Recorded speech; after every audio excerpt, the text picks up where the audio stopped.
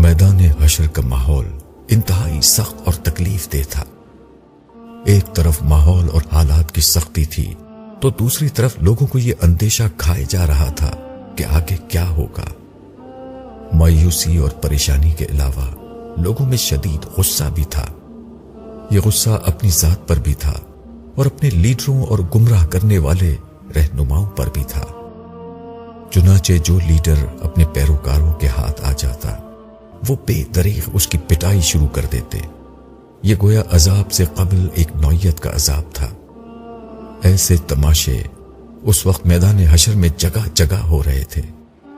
پیروکار اپنے لیڈروں کو، اصاغرین اور اپنے اکابرین کو، عقیدت مند اپنے علماء اور درویشوں کو بے دردی سے پیٹ رہے اور اپنا غصہ نکال رہے تھے۔ مگر اب کیا فائدہ؟ البتہ اس طرح پریشان اور افسردہ حال لوگوں کو ایک طرح کا تماشا دیکھنے کو ضرور مل رہا تھا۔ ہم اس طرح کے تماشے دیکھتے ہوئے آگے بڑھتے رہے۔ راستے میں میں نے صالح سے کہا، میں تو یہ سوچ کر پریشان ہوں کہ دنیا میں کچھ دیر کی لوڈ شیڈنگ اور گرمی سے ہماری حالت انتہائی ابتر ہو جاتی تھی۔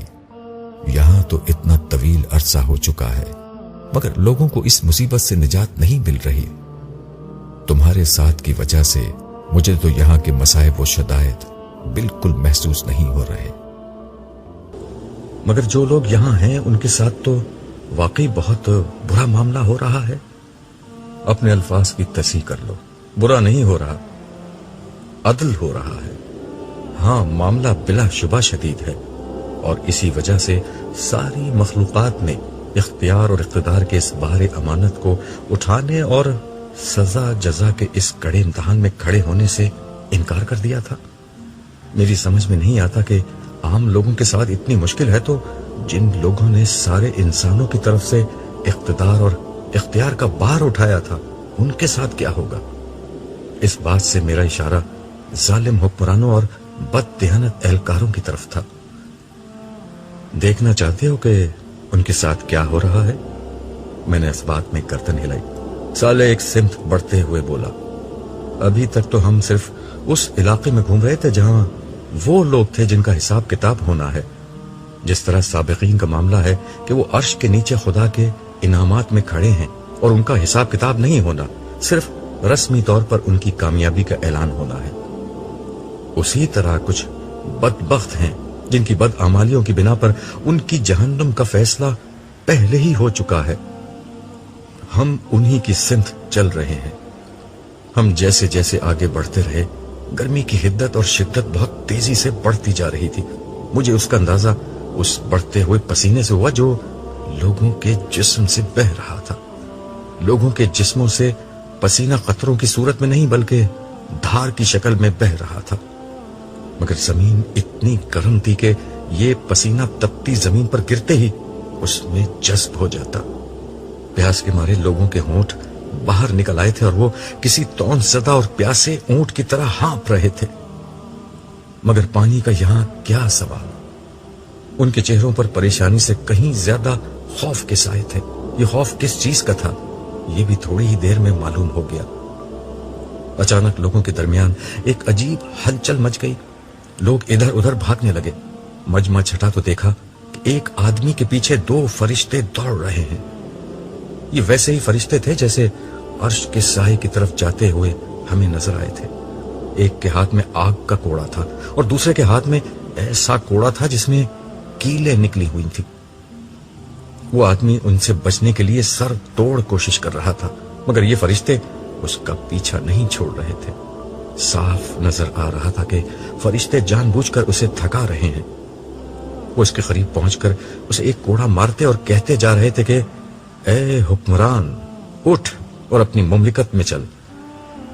کوڑا پڑتے ہی وہ شخص چیختا چلاتا گرتا پڑتا بھاگنے لگتا، پھر وہ فرشتے اس کے پیچھے دوڑنے لگتے۔ مجھے ان موصوف کا تعارف حاصل کرنے کے لیے زیادہ انتظار نہیں کرنا پڑا۔ صالح نے خود ہی بتا دیا، یہ تمہارے ملک کے سربراہ مملکت ہیں۔ کچھ ہی دیر میں سربراہ مملکت آگ اور کیلوں والے کوڑے کھا کر زمین بوس ہو چکے تھے، جس کے بعد فرشتوں نے انہیں ایک لمبی زنجیر میں باندھنا شروع کیا جس کی کڑیاں آگ میں دہکا کر سرخ کی گئی تھیں۔ سربراہ مملکت بے بسی سے تڑپ رہے اور رحم کی فریاد کر رہے تھے، مگر ان فرشتوں کو کیا معلوم تھا کہ رحم کیا ہوتا ہے۔ وہ بے دردی سے انہیں باندھتے رہے۔ جب ان کا پورا جسم زنجیروں سے جکڑ گیا تو اتنے میں کچھ اور فرشتے آ گئے۔ پہلے فرشتے ان سے بولے، ہم نے سربراہ مملکت کو پکڑ لیا ہے، تم جاؤ اور ان کے سارے حواریوں اور درباریوں، خوشامدی اور ساتھیوں کو پکڑ لاؤ جو اس بدبخت کے ظلم اور بدعنوانی میں شریک تھے۔ چنانچہ مجمع میں بڑے پیمانے پر وہی ہلچل، بھاگ دوڑ اور مار پیٹ شروع ہو گئی۔ تھوڑی دیر میں ایک گروہ کثیر جس میں وزراء، عمرا، مشیر، بیوروکریٹس، وڈیرے، جاگیردار، سرمایہ دار اور ہر طرح کے ظالم جمع تھے، گرفتار ہو گیا۔ اس کے بعد ان فرشتوں نے سب کو سر کے بالوں سے پکڑ کر چہرے کے بل گھسیٹنا شروع کر دیا۔ وہ ہمارے قریب سے گزرے تو ان کی کھالوں کے جلنے کی بدبو ہر طرف فضا میں بکھری ہوئی محسوس ہوئی۔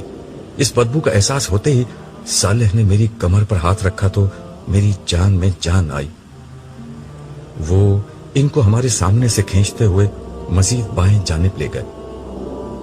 میں ان کے گھسیٹے جانے کے سبب زمین پر بن جانے والی لکیروں اور ان پر پڑے خون کے دھبوں کو دیکھتا رہا جو ان کے جسموں سے رس رہا تھا۔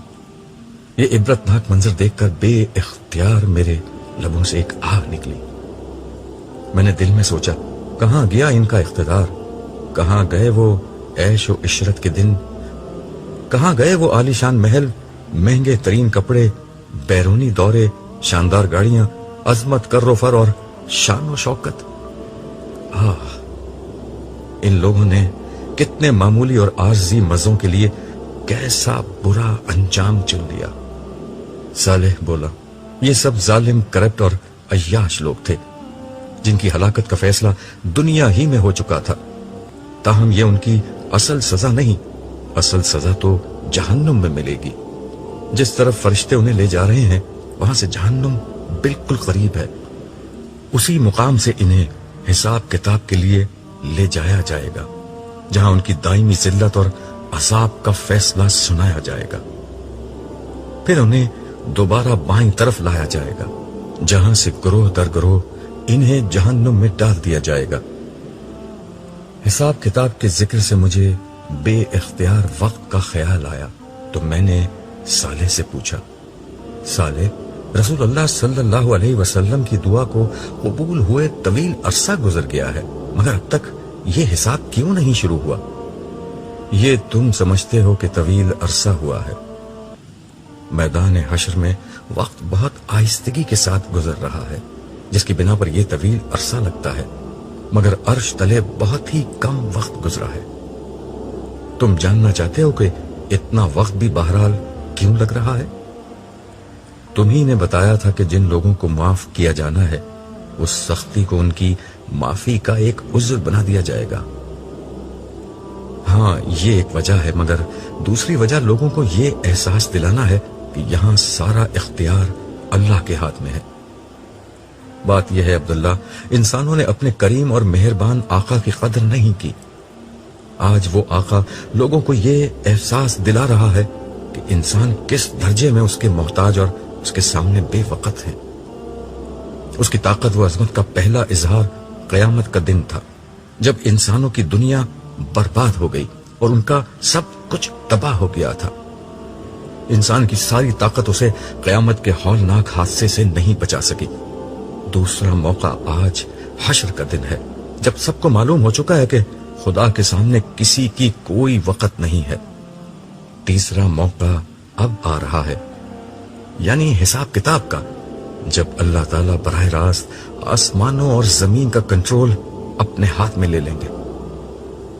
تو کیا ابھی تک ایسا نہیں ہوا؟ نہیں، ابھی تک ایسا نہیں ہوا۔ ابھی تک نظام کائنات بظاہر فرشتے چلا رہے ہیں اور اللہ تعالیٰ صرف ان کو احکامات دے رہے ہیں۔ تھوڑی دیر میں وہ سارے معاملات براہ راست خود سنبھال لیں گے، تاکہ جنوں، انسانوں اور فرشتوں سمیت ہر مخلوق جان لے کہ سارا اختیار اور اقتدار صرف اللہ ہی کے ہاتھ میں ہے۔ سرے دست سارے آسمانوں میں بکھری ہوئی کائنات جو لامتناہی فاصلوں پر پھیلی ہوئی تھی اس کو سمیٹا جا رہا ہے۔ تمہیں تو معلوم ہے کہ پچھلی دنیا میں یہ کائنات لمحہ بلمحہ پھیل رہی تھی، اب اللہ کے حکم پر فاصلے سمٹ رہے ہیں، اور یہ بے شمار کہکشائیں، ستارے اور سیارے جو پوری کائنات میں پھیلے ہوئے ہیں دوبارہ قریب آ رہے ہیں۔ ایسا کیوں ہے؟ میں نے حیرت سے پوچھا۔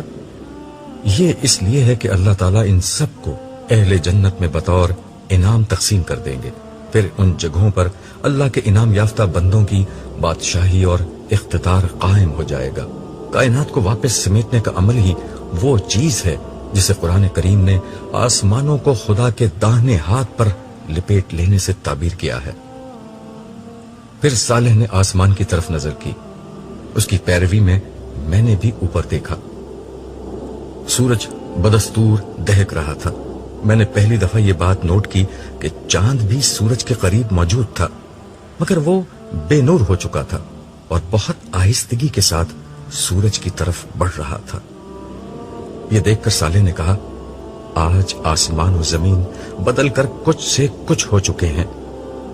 زمین پھول کر بہت بڑی ہو چکی ہے اور یوں اس کے رقبے میں کئی گنا اضافہ ہو چکا ہے۔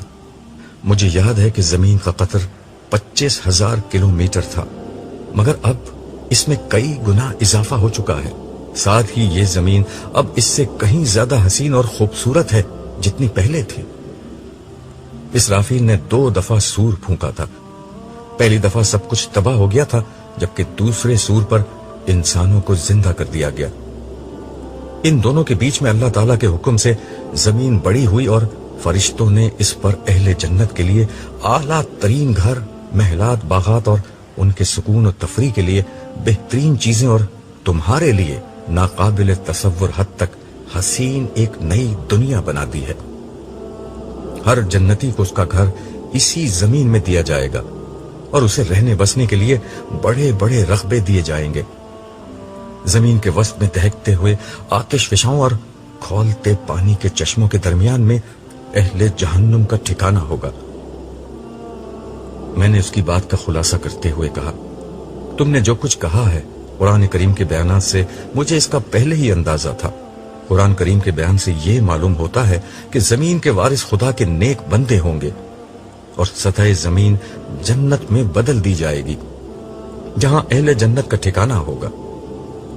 زمین کے بیچ میں اہل جہنم ہوں گے، جبکہ آسمانوں میں موجود ستارے اور کہکشائیں بطور انعام و بادشاہی اہل جنت میں تقسیم ہوں گے۔ ویسے ان میں کیا ہوگا؟ اس کی تفصیل دربار والے دن سامنے آئے گی۔ دربار والی بات یاد ہے نا؟ ہاں، تم نے بتایا تھا کہ حساب کتاب کے بعد اہل جنت کی اللہ تعالیٰ کے ساتھ جو نشست ہوگی اس کا نام دربار ہے۔ اس نشست میں تمام اہل جنت کو ان کے مناصب اور مقامات رسمی طور پر تفویض کیے جائیں گے۔ یہ لوگوں کی ان کے رب کے ساتھ ملاقات بھی ہوگی اور مقربین کی عزت افزائی کا موقع بھی ہوگا۔ ہاں، اس روز انعام بھی دیا جائے گا اور کام بھی بتایا جائے گا۔ اتنی دیر میں بے نور چاند سورج میں ضم ہو چکا تھا۔ یہ دیکھ کر صالح بولا، آسمان پر موجود نشانیاں بدل رہی ہیں۔ چاند کا سورج میں ضم ہو جانا اسی کی ایک علامت ہے۔ اس کا مطلب یہ ہے کہ سارے آسمان سمیٹ لیے گئے ہیں۔ اب کسی بھی لمحے پروردگار عالم کا ظہور ہوگا اور وہ عدالت شروع ہو جائے گی جس کا انتظار تھا۔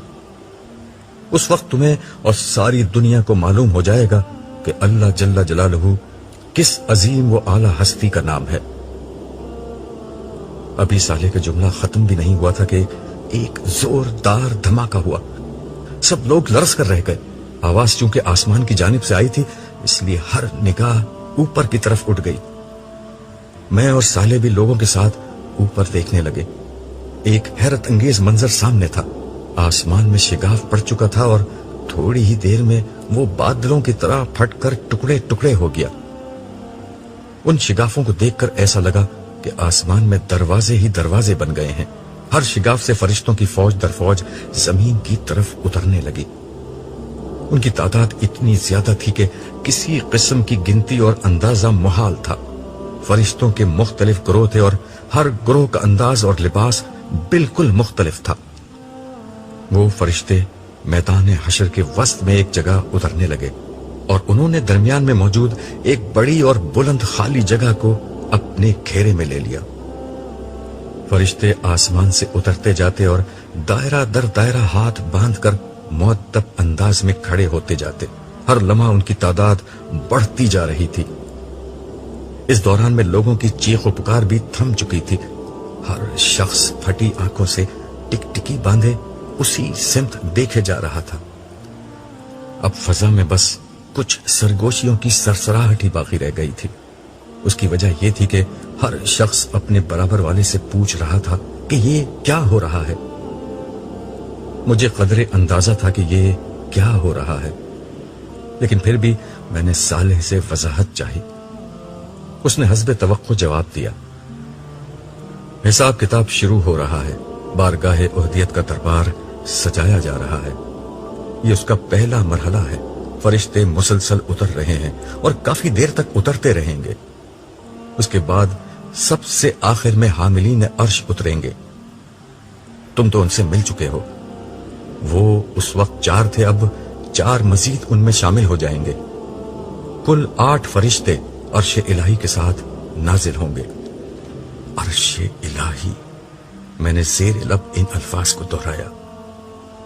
صالح نے مزید وضاحت کرتے ہوئے کہا، تم تو سمجھ سکتے ہو اللہ تعالیٰ عرش پر بیٹھتے نہیں ہیں، وہ اس طرح کے تمام انسانی تصورات سے پاک ہیں۔ یہ عرش اصل میں مخلوق کے رجوع کرنے کی جگہ ہے، جیسے دنیا میں بیت اللہ ہوا کرتا تھا بطور قبلہ۔ اللہ کے گھر کا مطلب یہ نہیں تھا کہ اللہ تعالیٰ وہاں رہتے تھے، لیکن انسان اس کی طرف جب رخ کرتا تھا تو اس کے لیے وہ ایک مقام رجوع بن جاتا تھا۔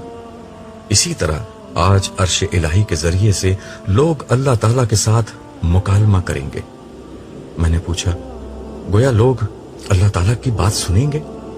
صالح نے کہا، ہاں، ویسے ہی جیسے حضرت موسیٰ نے طور کی وادی میں ایک درخت کے اندر سے اللہ تعالیٰ کی آواز آتے ہوئے سنی تھی۔ اور ہاں عبداللہ، ایک بہت خاص بات بھی سن لو۔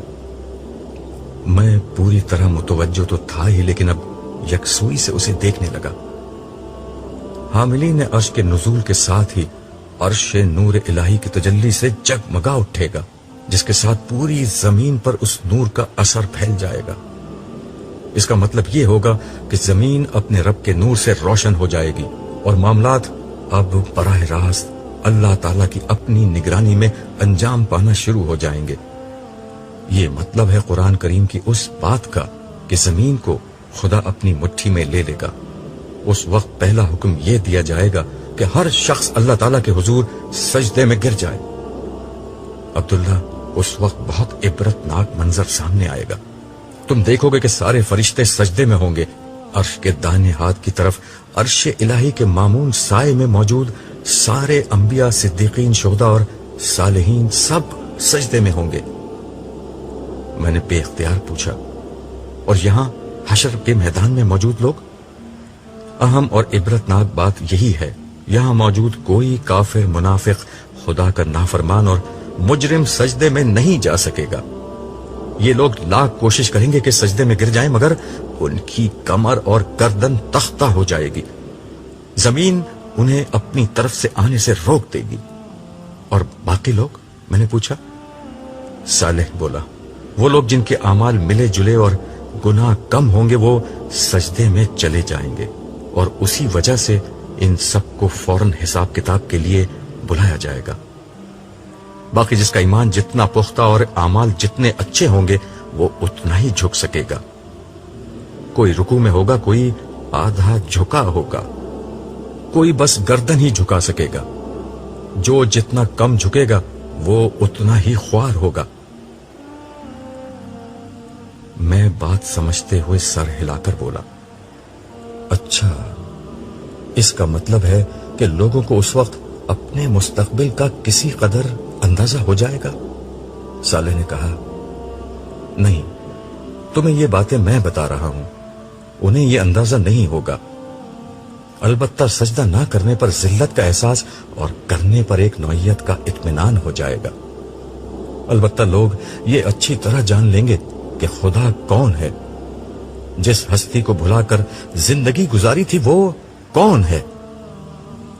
آج لوگوں کو معلوم ہو جائے گا کہ بادشاہوں کا بادشاہ کون ہے، شہنشاہوں کا شہنشاہ کون ہے، کون معبود برحق ہے، کون ہے جس کا اقتدار اس کائنات پر قائم ہے، کون ہے جس کے ہاتھ میں کل بھلائی اور تمام خیر ہے، کون ہے جس کے اشارے سے تقدیر بن اور بگڑ سکتی ہے، کون ہے جو ہر شخص سے ہر عمل کے بارے میں پوچھ سکتا ہے مگر اس سے اس کے فیصلے کے بارے میں کچھ نہیں پوچھا جا سکتا، کون ہے جو ہر حمد، ہر شکر، ہر قیام، ہر رکوع، ہر سجدے، ہر نیاز، ہر عاجزی، ہر محبت، ہر تسبیح، ہر تکبیر کا مستحق ہے۔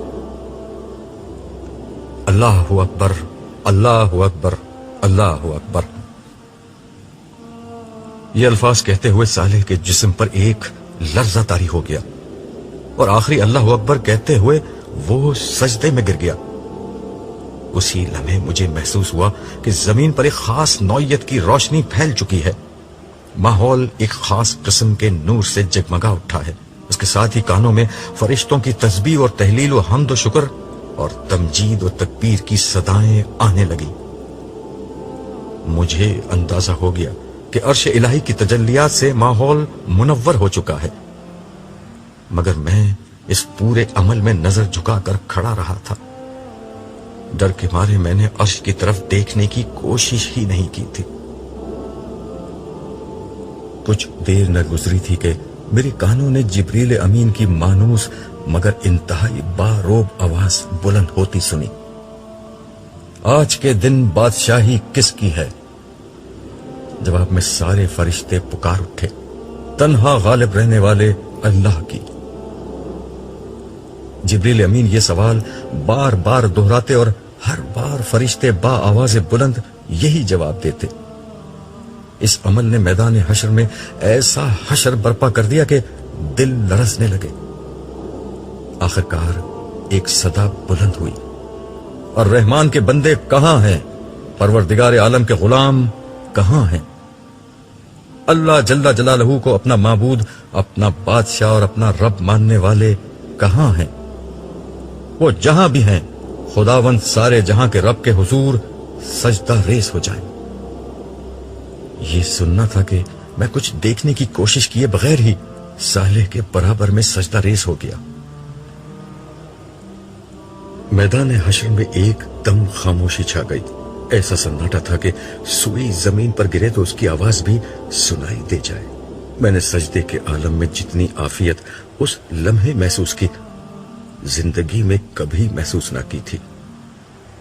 دوسروں کا تو نہیں معلوم کہ وہ سجدے میں کیا کہہ رہے تھے، مگر میں اس لمحے زار و خطار اللہ تعالیٰ سے درگزر اور معافی کی درخواست کر رہا تھا۔ نہ جانے کتنی دیر تک ہو کا یہ عالم طاری رہا۔ اس کے بعد اچانک ایک صدا بلند ہوئی، هو اللہ لا الہ الا ہو۔ مجھے پہلے بھی اس کا تجربہ تھا کہ حاملین عرش کے اس اعلان کا مطلب مخاطبین کو یہ بتانا ہوتا ہے کہ اب صاحب عرش کلام کر رہا ہے۔ آواز آئی، میں اللہ ہوں، میرے سوا کوئی معبود نہیں۔ یہ الفاظ وہی تھے جو میں نے عرش کے قریب سجدے میں پہلی دفعہ سنے تھے، مگر یہ آواز اس آواز سے قطعاً مختلف تھی۔ اس آواز میں جو جلال، تحکم اور سختی تھی وہ اچھے اچھوں کا پتا پانی کرنے کے لیے بہت تھی۔ لمحہ بھر کے لیے ایک وقفہ آیا جو 4 سو پھیلے ہوئے محیط سناٹے سے لبریز تھا۔ اس کے بعد بادلوں کی کڑک سے بھی کہیں زیادہ سخت اور گرجدار آواز بلند ہوئی، میں ہوں بادشاہ، کہاں ہے سرکش، کہاں ہے متکبر، کہاں ہے زمین کے بادشاہ؟ یہ الفاظ بجلی بن کر گونجے۔ لوگوں نے اس بات کا جواب تو کیا دینا تھا، ہر طرف رونا پیٹنا مچ گیا۔ اس آواز میں جو سختی، روب اور ہیبت تھی اس کے نتیجے میں مجھ پر لرزہ طاری ہو گیا. مجھے زندگی کا ہر وہ لمحہ یاد آ گیا جب میں خود کو طاقتور، بڑا اور اپنے گھر ہی میں صحیح خود کو سربراہ سمجھتا تھا. اس لمحے میری شدید ترین خواہش تھی کہ زمین پھٹے اور میں اس میں سما جاؤں. میں کسی طرح خدا کے قہر کے سامنے سے ہٹ جاؤں. انتہائی بے بسی کے عالم میں میرے منہ سے یہ الفاظ نکلے: کاش میری ماں نے مجھے پیدا ہی نہ کیا ہوتا. اس کے ساتھ ہی میرے دل و دماغ نے میرا ساتھ چھوڑ دیا اور میں بے ہوش ہو کر زمین پر گر گیا.